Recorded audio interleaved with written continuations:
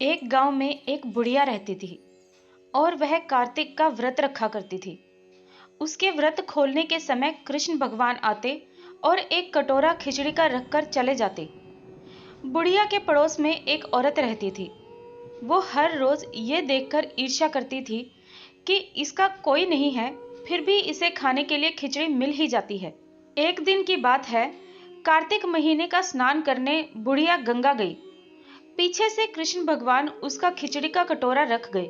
पड़ोसन ने जब खिचड़ी का कटोरा देखा और देखा कि बुढ़िया नहीं है, तो वो कटोरा उठाकर घर के पिछवाड़े फेंक आई। कार्तिक स्नान के बाद बुढ़िया घर आई तो उसे खिचड़ी का कटोरा नहीं मिला और वो भूखी ही रह गई। बार बार बस एक ही बात कहती रही कि कहाँ गई मेरी खिचड़ी और कहाँ गया मेरा खिचड़ी का कटोरा। दूसरी ओर पड़ोसन ने जहां खिचड़ी गिराई थी वहां एक पौधा उगाया जिसमें 2 फूल खिले। एक बार राजा उस ओर से निकला तो उसकी नजर उन दोनों फूलों पर पड़ी और वह उन्हें तोड़कर घर ले आया। घर आने पर उसने वो फूल रानी को दिए, जिन्हें सूंघने पर रानी गर्भवती हो गई। कुछ समय बाद रानी ने 2 पुत्रों को जन्म दिया। जब वो दोनों बच्चे बड़े हो गए तो वो किसी से भी बात नहीं करते थे, लेकिन वो दोनों जब शिकार पर जाते तब रास्ते में उन्हें वही बुढ़िया मिलती जो अभी भी यही कहती रहती कि कहाँ गई मेरी खिचड़ी और कहाँ गया मेरा खिचड़ी का कटोरा।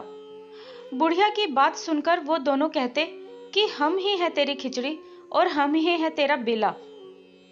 हर बार जब भी वो शिकार पर जाते तो बुढ़िया यही बात कहती और दोनों वही उत्तर देते। एक बार राजा के कानों में ये बात पड़ गई।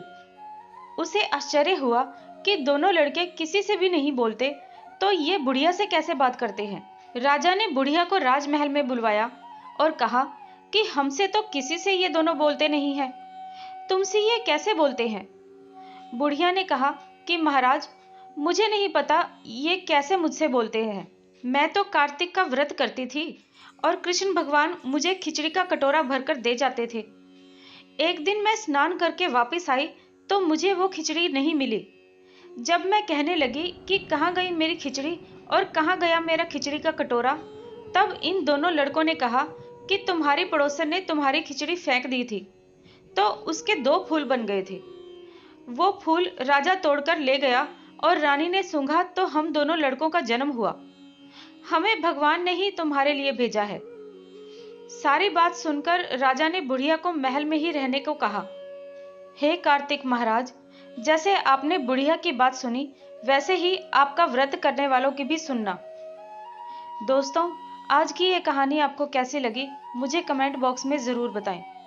मेरे इस चैनल को सब्सक्राइब करें, इस वीडियो को लाइक करें और अपने फ्रेंड्स और फैमिली के साथ इस वीडियो को शेयर भी करें। तो फिर मिलते हैं किसी और कहानी के साथ इसी चैनल पर। तब तक के लिए धन्यवाद।